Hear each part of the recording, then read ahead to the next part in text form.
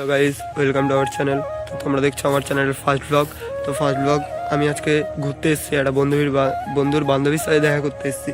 তো আমরা তিনজন এসেছি, তিনজনের মধ্যে একজন হচ্ছে এটা, এই যে, আর একজন ওখানে, আর একজন ওখানে রয়েছে, আমি গিয়ে দেখাচ্ছি। আমরা এখন ওখানে এই যে ভিডিও করছে, ওখানটায় এরা রয়েছে।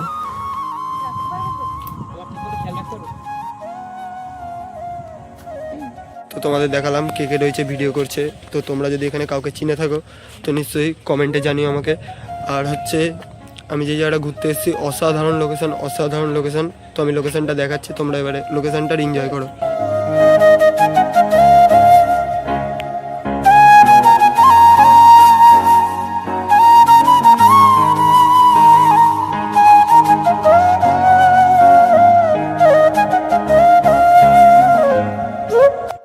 দেখো সবাই হাঁপিয়ে বসে রয়েছে, এতটা রোদ্দুর পড়েছে।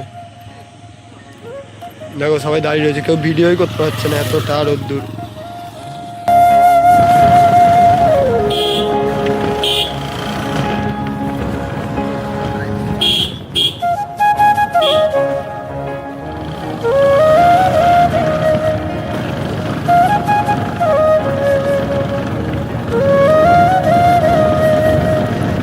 এখন দুপুরবেলায় দেখছো আমরা ভিডিও করতে করতে এখন 5টা বেজে গেছে।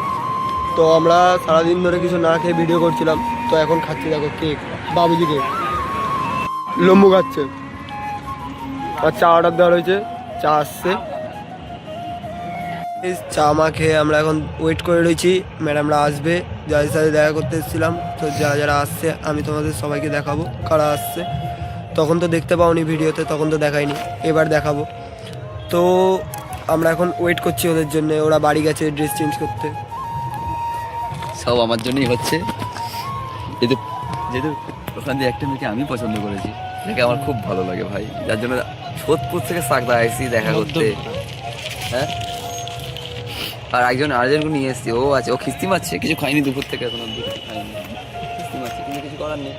ভাই আমি কোনো খিস্তি মারি না, এটা একটু বেশি বাড়ি বলে ফেলছে। এবার যখন মারবো তখন আর বলবে যে ভাই বলিস নে। না না, বন্ধু বান্ধবের মধ্যে খিস্তা কামারি তো হবে, খিস্তি না মারলে বন্ধু বান্ধবের ঠিক জমে নাকি।